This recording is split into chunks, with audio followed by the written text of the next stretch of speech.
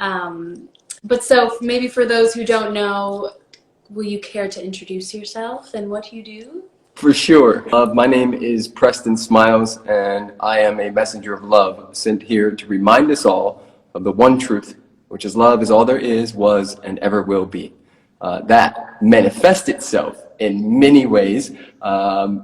Most importantly, I would say father, husband, and transformational facilitator, which means I'm essentially a personal freedom coach, and I help people all over the world, thousands and thousands of people all over the world, break through some of their biggest blocks, some of the things that have been holding them back since childhood, and really experience what it feels like to be truly free.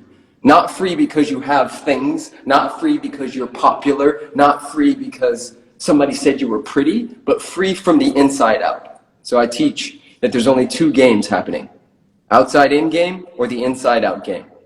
And those who experience extraordinary lives are the people who are playing the inside out game. There's nothing more important than love. I agree. What else is there, And so. Exactly. What's tricky about love is that there's so many different interpretations of it, right? So like, for example, what's happening in our world right now, even with COVID-19 and also the other pandemic of racism and disconnection and the illusion that we're separate, right? Some people believe, and this is how it happens, someone sits on this side and they say, those people aren't being loved. And then the people over here say, those people aren't being loved. Well, everybody, Hitler included, the people who enslaved my ancestors included, all of them were doing what they were doing based on a intention that had love behind it. Now, was it misguided? Abso-freaking-lutely. Was it detrimental? Yes. Was it brutal? Yes. And I don't know about you, Lily, but I've had some terrible breakups. I've been through some ridiculous stuff.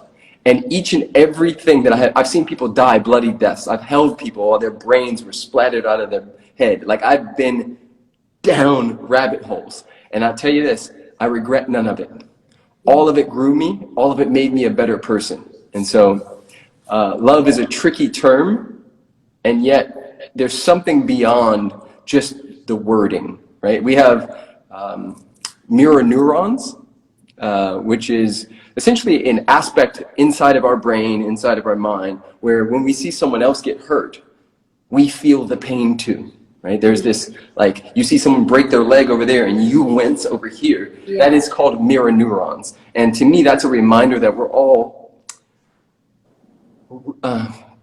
buried in the same soil, right? Like that rose, the rose bush does not look over to the pine tree or to the avocado tree, or to the lilies, and say, you guys, I hate you. You're different from me. It says, wow, we're all planted in the same soil, and we have an opportunity to grow towards the sun, which is the evolution of what it means to be each and every one of us. Because to me, it's like this, like involution.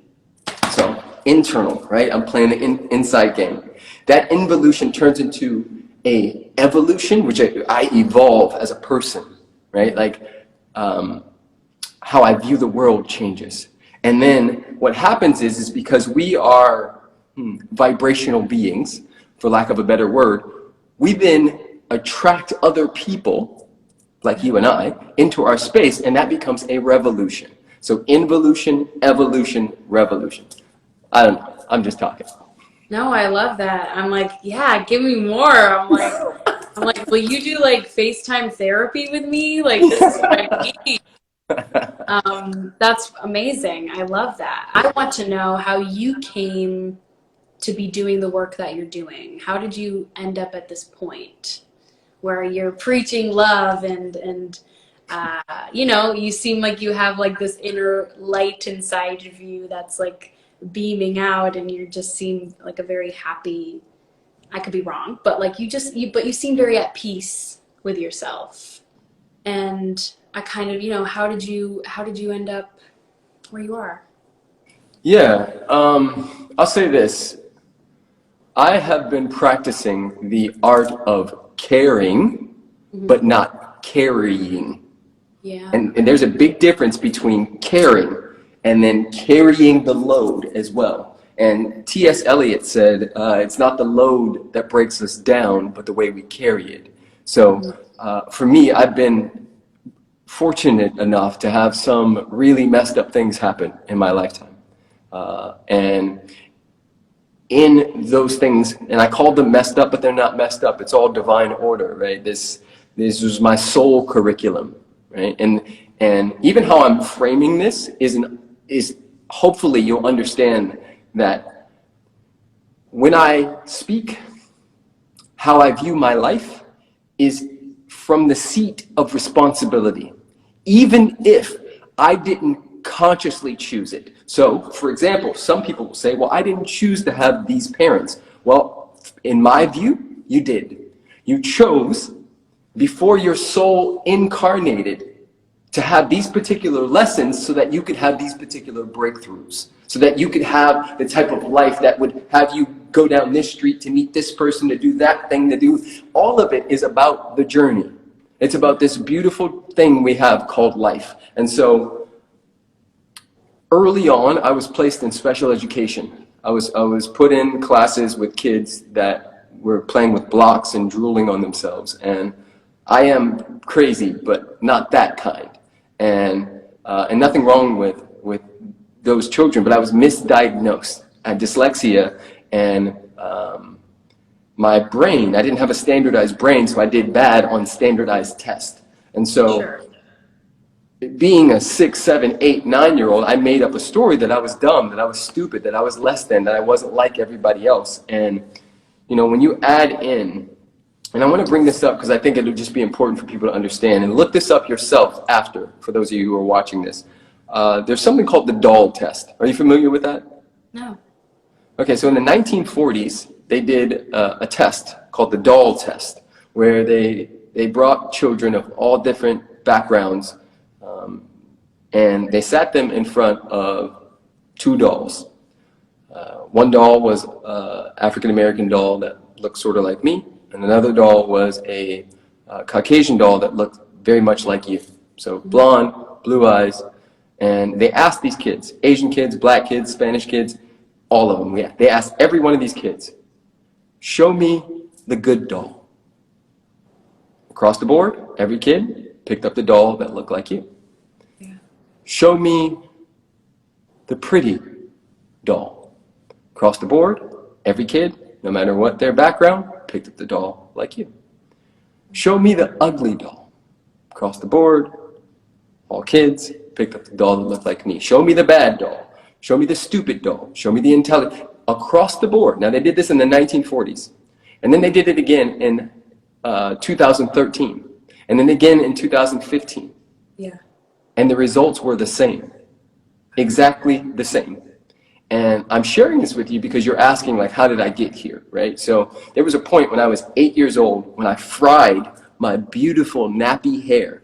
I fried it straight because I wanted to look more attractive. And then I went to my mom and I asked her, could I get blue contacts?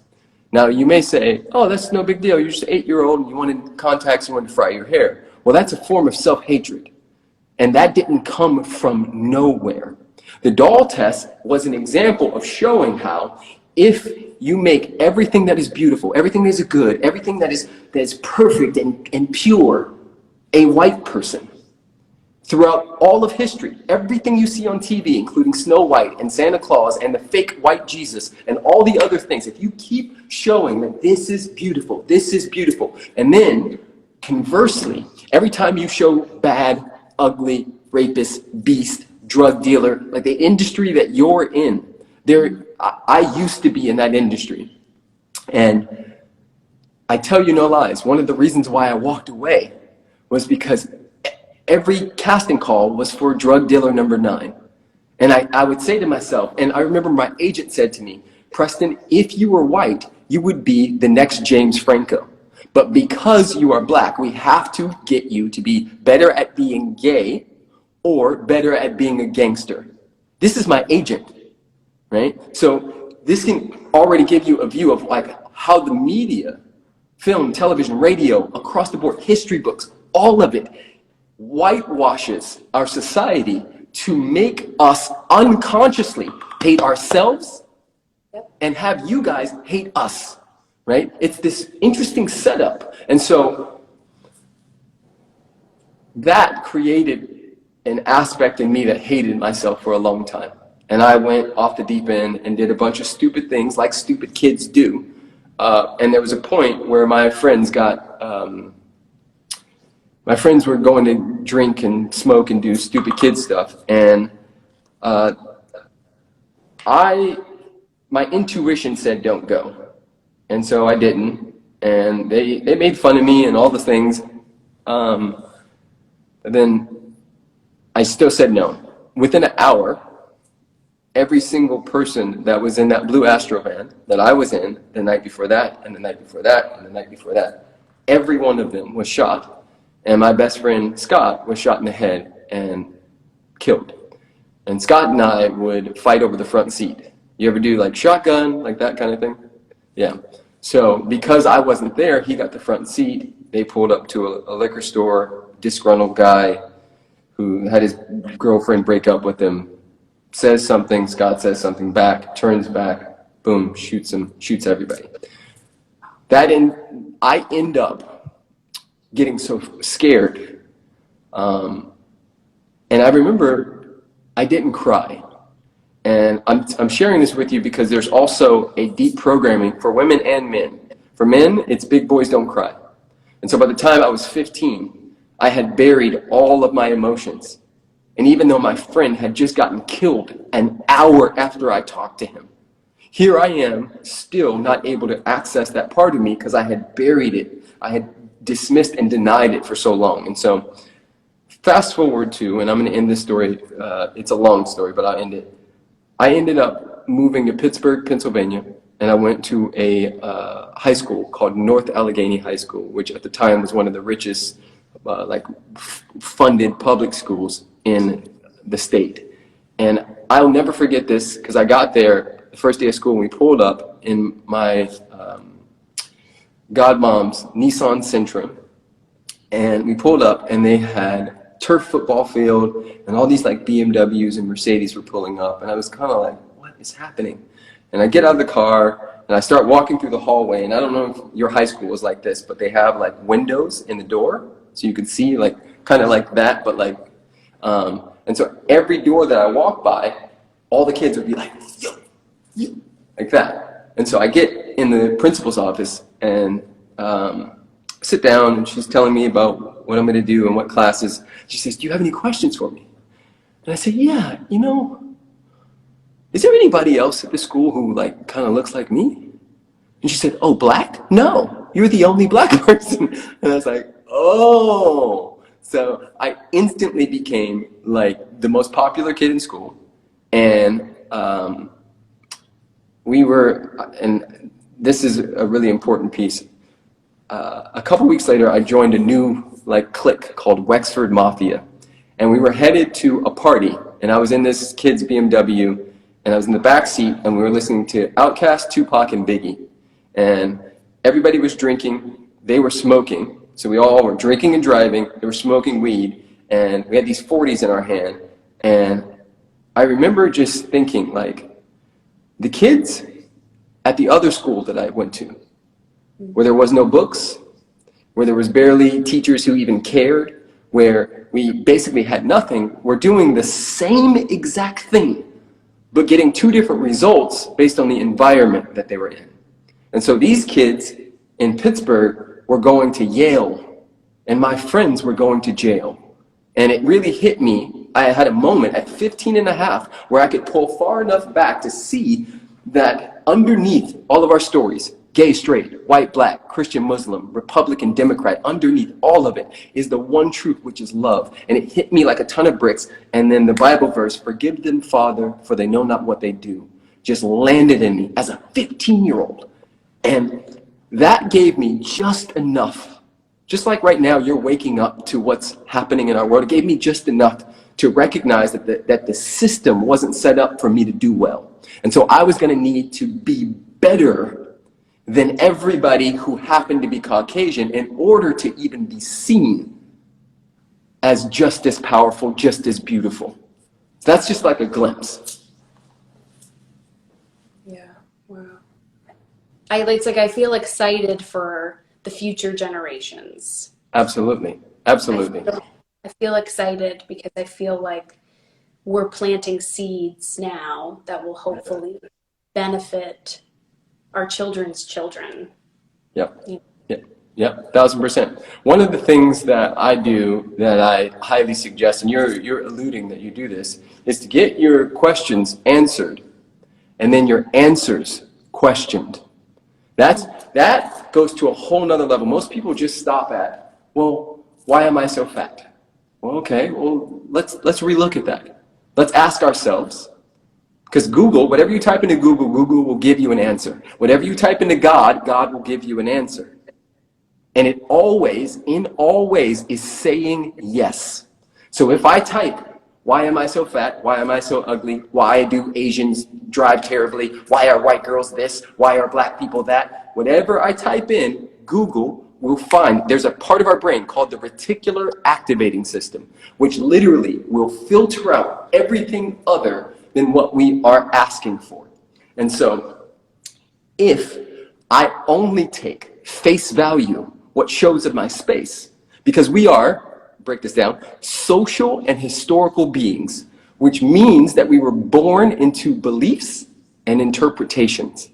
We were born into beliefs and interpretations.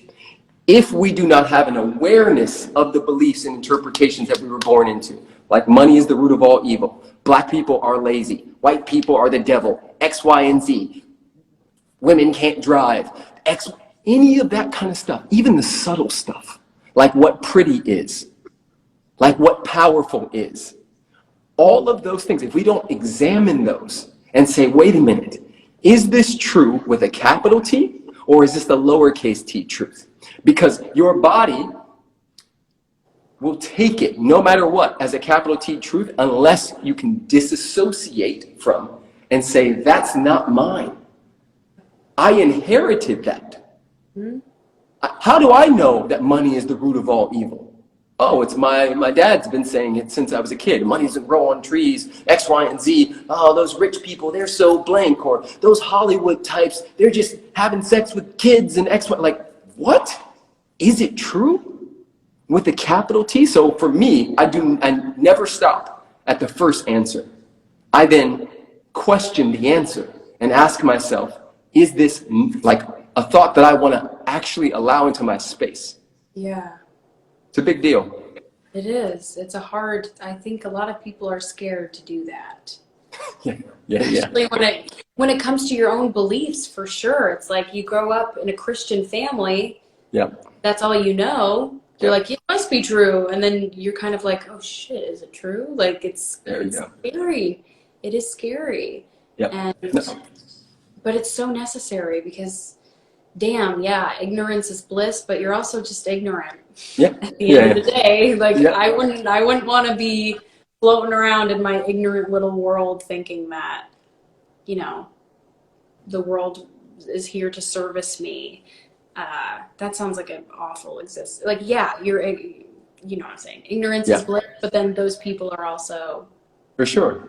Ignorant. And bliss is subjective. It's relative, right? Like I experience lots of bliss because I have a conscious awareness of where we think 50 to 70,000 thoughts a day.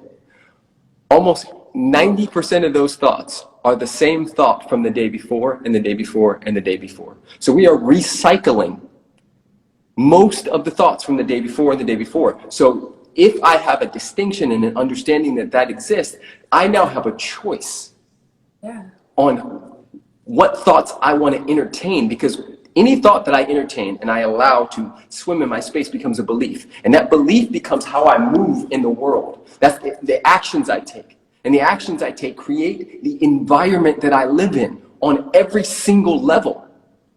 And so for me, there's 4 stages of consciousness, and I know we got to get off in a second, but I just want to put this in this space. There's 4 levels of consciousness. The first level, and this is where most of the planet is operating, is to me consciousness. Everything is happening to me. I'm a victim to this, I'm a victim to that. Oh, it's the liberals. Oh, it's the right-wingers. Oh, it's the blacks. Oh, it's the whites. It's the Mexicans. This was created together, co-created, right? So when we're playing victim to, COVID-19 is ruining my life. Is it?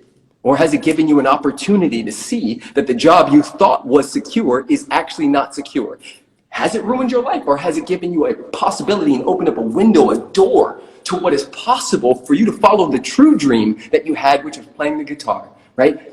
No. So first stage is to me. Second stage is by me consciousness. This is when somebody gets that they create and manifest their own life, right? This is when we start hustling and going out and willing things into existence, which is fantastic. It's great. But there's another level, and the third level is through me. This is where through me consciousness is when you become a vessel. You open up the channel and you say, God, Spirit, Jesus, Buddha, Krishna, Allah, whatever name is most potent for you. Use me today. Use me. What would you have me say? What would you have me do? Where would you have me go in order to touch people and serve humanity? Right? That's a whole nother ballgame. And for me, I focus on the third stage every single day. Now, the fourth stage is as me consciousness. This is the Christ consciousness, the Buddha nature. This is understanding, like deep understanding that love truly is all there is. There's nothing to say. There's nothing to do. There's nothing to get. There's nothing to gain, because it's all God. Right? That, and I'm not sure if you've ever done Molly or had an experience on mushrooms or something like that, but for those of you who've had the Holy Ghost or anything of that nature, that moment where the Molly hits and you're like, everything is love. Like, imagine operating from that space as your life. Sounds nice. Sounds good. Sounds good to me. Sign me up. Yes. Yes, yes. Beautiful.